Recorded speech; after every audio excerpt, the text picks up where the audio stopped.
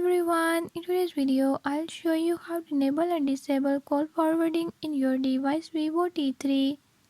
In this video I'm gonna tell you how to enable and disable it. Before move to the video, if you are new to my channel, don't forget to subscribe and hit the bell icon. Watch complete video and learn how you can do it. Let's watch the video.